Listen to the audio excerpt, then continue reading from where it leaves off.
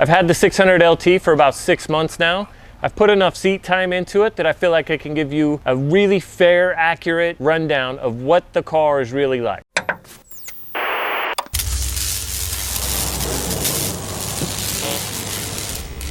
Hit the subscribe button if you're not already subscribed. Stay on top of all the videos that are upcoming on the 600 LT. So I wanted to make sure I gave myself a good amount of time before I made this review because this car is different than most of the cars I've owned before. I'm glad I did. There are some things that I thought were awesome at first that turned out to be a little annoying, and exactly the opposite. I'm gonna give you my 5 favorite things and my 5 least favorite things. First thing I love about the car is the exhaust coming out the top of the car. If you're driving it during the day, you get to see heat waves coming up in the rearview mirror. If you look behind you, when you're accelerating hard, it's like just flowing up. It looks so cool. And at night, you get the little pops and flames coming out. The thing that I'm not a super big fan of is how cramped the actual cockpit is. And not just because I'm 6'5", I just mean the center console's like this wide. The pedals are super close together. Just overall, the car is a little bit small in that area so that you feel a little bit cramped. Something that seems a little weird that I like is the vibration and noise you get out of the car. They really did a good job of letting it feel like a race car, which is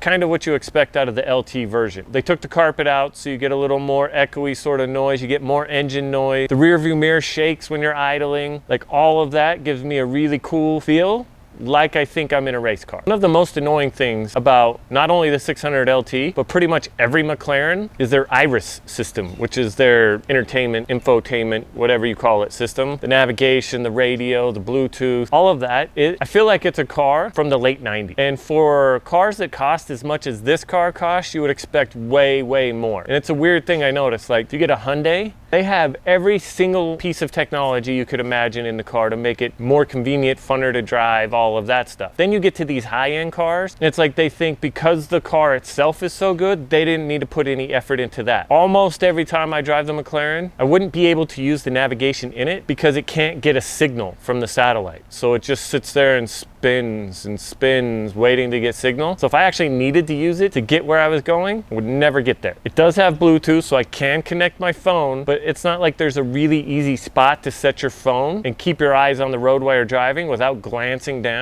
to see when you're supposed to take a turn. So my third, positive and negative, are the same thing, and that's the center seats. I love the way they look. I don't think I'd want to own this car without them, but they're also really annoying when you're getting in and out because they hug you so much. There's no cool way to get in and out of that car because you have to plop yourself around the seat. Once you're in, they hug you pretty nice. You feel secure. They're not too tight. And overall, I feel like to add to that race car feel, they're a must, and I don't think I would want this car without it. So if this was your car, would you modify it or leave it stock the way that McLaren made it and just enjoy it the way it was? Let me know in the comments. I'm torn. I actually went to buy a 720. The one I was looking at was sitting right next to the 600 LT, and side by side, the overall aggressive looks of the 600 LT sold me on it. I actually went for the small McLaren because they did such a better job making it look aggressive and fast when it was just sitting there. The 720 just looks more like sleek, which is cool, but I wanted the aggressive look. The menu to get to the options of the car, like if you want to raise or lower the car, it's all controlled with one lever in the car behind the steering wheel. And because it's a McLaren, not very often for me, but some little electrical glitches. And the one that I've had the most is it says my hood is open, even though it's not. Problem is that's a warning to where I'm not able to use the lift on the car. One of the best parts is when you turn the knob and you put it in track mode and you downshift. It feels a little bit like an Aventador where it kind of throws you in the seat and it almost makes it feel like you're shifting yourself. Again, why I like it so much is it makes you feel like you're in a race car, but you get all the benefits of not being in the race car. So the aggressive shifting is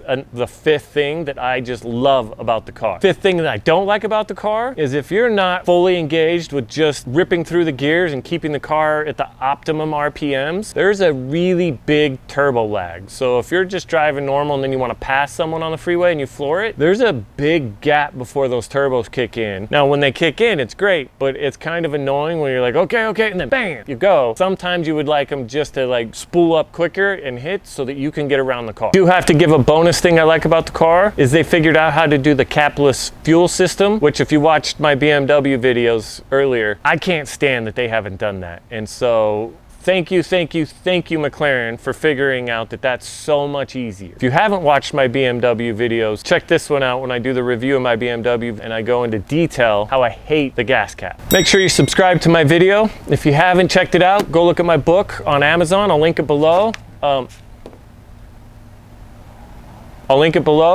And let me know in the comments if you've read it or if you're going to plan on reading it. I'd love to hear what you think of it.